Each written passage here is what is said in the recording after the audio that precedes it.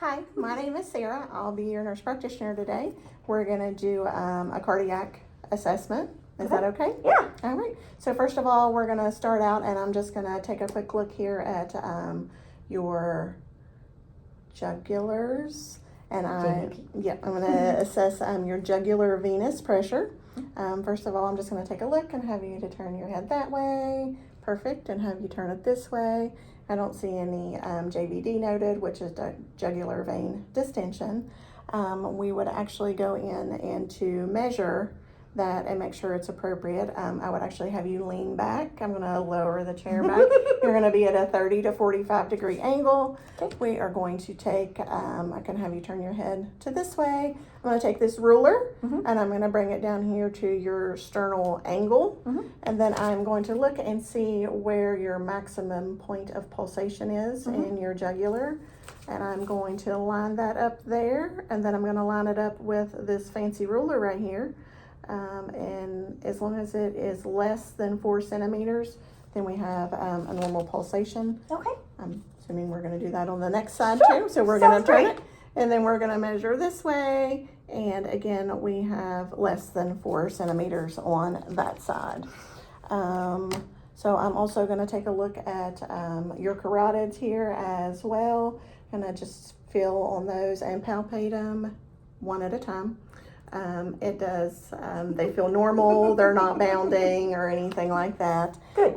Next, I'm going to take a look at your maximal point of impulse, your PMI. So what we do on this is, I'm going to turn you this way a little bit, and then I would have you lay back a little bit. We're just going to set up.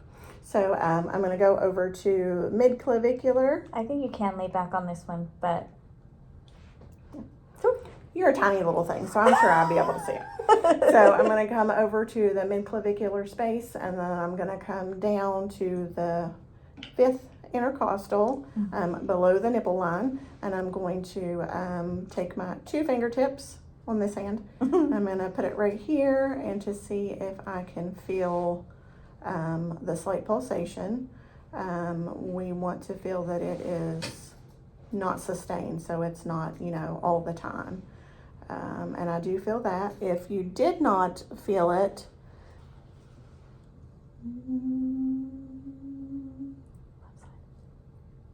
yes, if I did not feel that, then I could have the patient lay on their left side, and then I could feel that way, but I do feel it there. And also another way that you can do it is you can actually percuss. So you're going to take over, which we're just going to do some fancy finger tapping. okay. I would start over here, midclavicular, and I would, just tap my finger down here, and then you can hear the difference in the dullness of the areas to where, the bottom of the heart is going to be. Okay.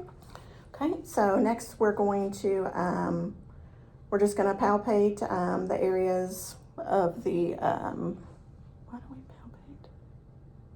Anyways, we're going to palpate, just the areas of the heart and where the valves are. So we would first start on the right side, midclavicular, 2nd intercostal space, which is going to be the aortic. And then we're going to come over to the left side, 2nd intercostal space, midclavicular, this is the pulmonic. And then still stay in midclavicular the rest of the way down. We're going to go to the 3rd intercostal, which is going to be Erb's point. Then we're going to go down to the 4th, which is going to be tricuspid. And then around here a little bit on the 5th, still midclavicular, is going to be the mitral valve or the aortic. So then after that, we're going to go in and we're going to take a listen to the same areas that we just listened to.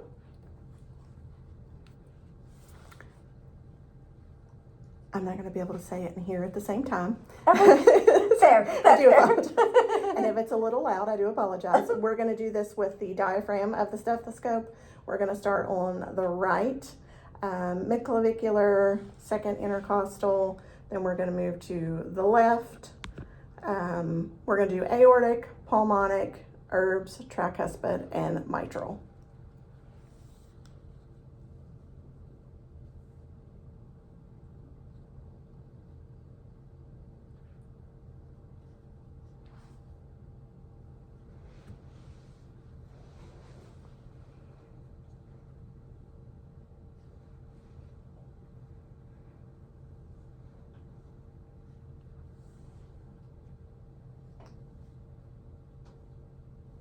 Okay, perfect. So with the diaphragm, I heard S1, S2, which is lub dub. It was regular rate. It was not abnormal. I did not hear any whooshing or swishing sounds. And with the diaphragm, I listened to that, and it is tells me high pitched, normal noises. So then I would actually go back with the smaller part, which is the bell, and listen to the same areas. Like I said, this is a high pitch, so it's going to let me know if there's any abnormal sounds like an S3 or an S4, or if there are any murmurs. Okay.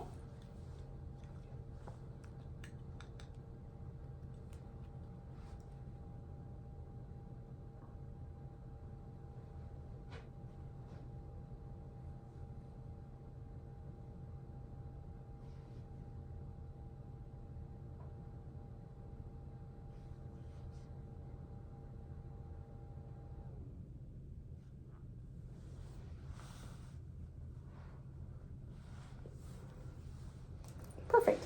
Nothing abnormal, no high pitched, no sounds of, again, whooshing or swishing or anything like that.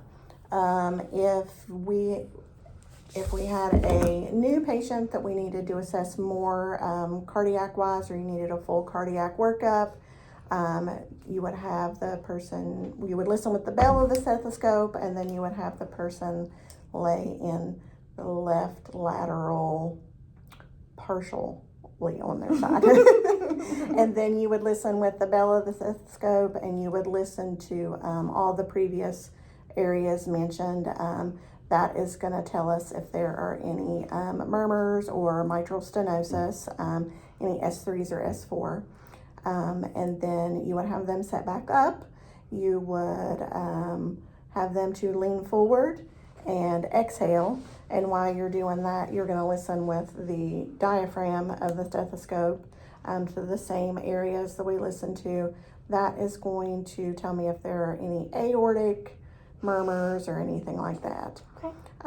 So at the exam, you're always going to note whether, the rate, the heart rate, if it's regular or irregular, intensity, is anything bounding, are there any splitting S1s or S2s? If there's a murmur, you're going to note where the murmur's at, what it sounds like, how long it lasts, any radiation, pitch, or quality. Awesome. But you sound perfect. Thank you. Clean bill of health. Yay!